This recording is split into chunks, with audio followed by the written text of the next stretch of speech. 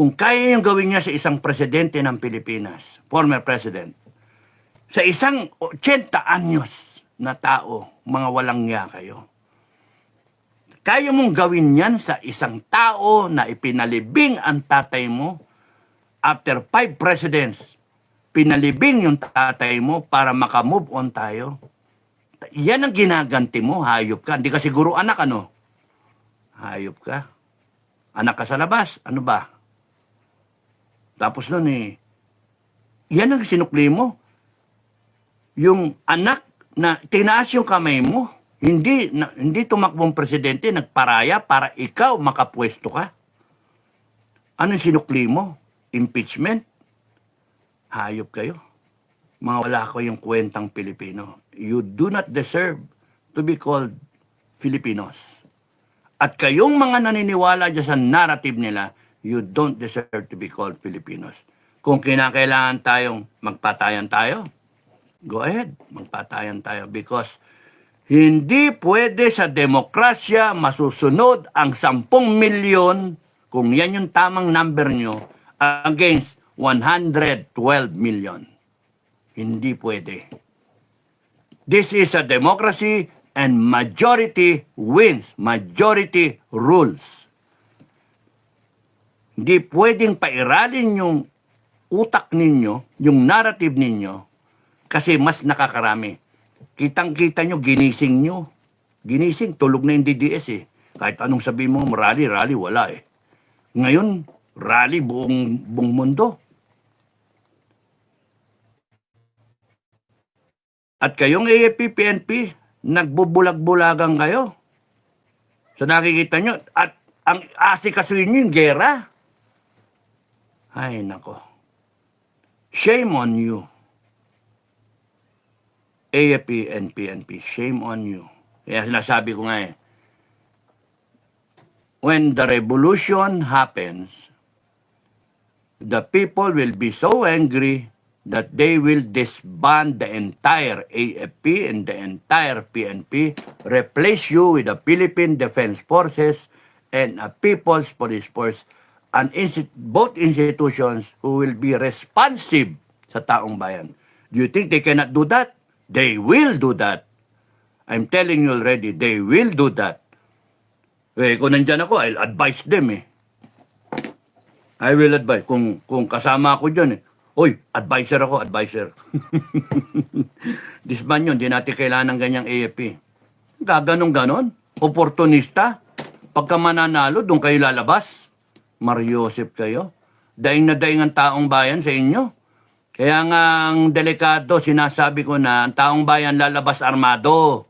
Kasi nga ang thinking nila, they have to defend themselves from you, AFP, PNP, because you have shown you have the tendency to quell, ang tawag doon, to stop the people, to violate the rights of the people, not respect the people. Imagine that. Nakita nila Ilang beses na. Kaya nga, sipin mo, doktor lang dininay ninyo. Ha?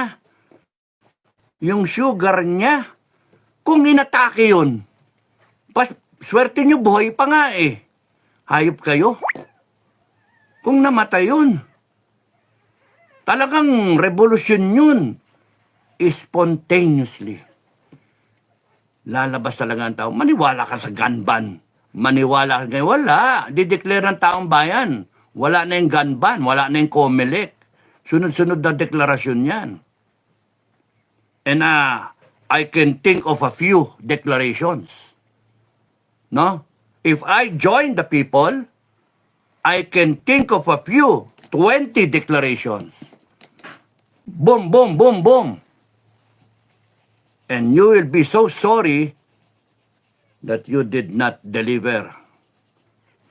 Yung nakakaano kayo, hasta kayong yayabang Arrogante, wala kayong paki sa tao Kung magsalita pa kayo sa mga uphold the Constitution, uphold the Constitution. Meron bang ganun, uphold the Constitution, ina-uphold ninyo yung corruption, ina-uphold ninyo yung violation ng rights ng tao. Takot ng tao kaya, kasi kung kaya nyo gawin niya sa presidente, paano lang ako, taxi driver? Paano lang ako, tricycle driver? Motorcycle rider? Paano lang ako, janitor? Paano ako, magsasaka? Anytime, pwede nyo pukpukin. Pwede nyo ipagkait sa akin ang karapatan ko bilang isang tao. Alam niyo ba yung violation nyo? No? Sinasabi nyo, crimes against humanity si Duterte. Kayo, dito sa administration, crimes against the Filipino people. Para sa taong bayan natin, ng Pilipino, no? Wala yung pake do sa crimes against the Filipino people. Yung iba nga, di pa naintindihan yun eh. Crimes against the, crimes against humanity. Humanity? Ina nyo. Ang naintindihan nila, crimes against the Filipino people. Yun naintindihan nila. Kasi, binigay sa inyo yung susi, binigay sa inyo yung susi na sasakyan, paandarin, ikaw muna mag-drive, no? Ang anong ginawa nyo? Nilaspag ninyo, binaboy ninyo yung sasakyan. Kakatok na. Kaya nga, the people will rise up one day and take back democracy.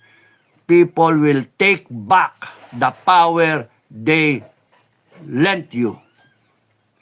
They will take it all back. And you will find yourselves in a position na hindi kayo patatawarin ng taong bayan. Hindi kayo makakaalis. Kasi ang unang-unang order ng taong bayan, harangin yung airport eh. Taong bayan, walang aasahan na AFP, PNP, wala na. Kaya taong bayan, armado. Imagine niyo, tatakas kayo nandun sa airport, mismong mga security guard doon, okay, mga clerk doon, kutsilyuin ka. Puta rin, saan kayo pupunta? Animal kayo? Hayop kayo? Ganun na mangyayari dyan. People's Revolution. I can just imagine, no?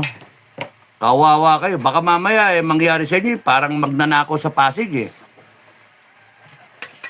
Nung dumating sa polis, patay na, eh. Saksak, tadtad, eh. Ganun, gusto nyo mangyari sa inyo yan? Ha? Kumalma kayo sa abuso nyo. Tigilan nyo yung nakaw. Tigilan nyo yung mga astan ninyong, sabi pa ni BBM, papalag ako. Utragis ka. Papalag ka, sira ulo. Bangag na bangag ka talaga eh.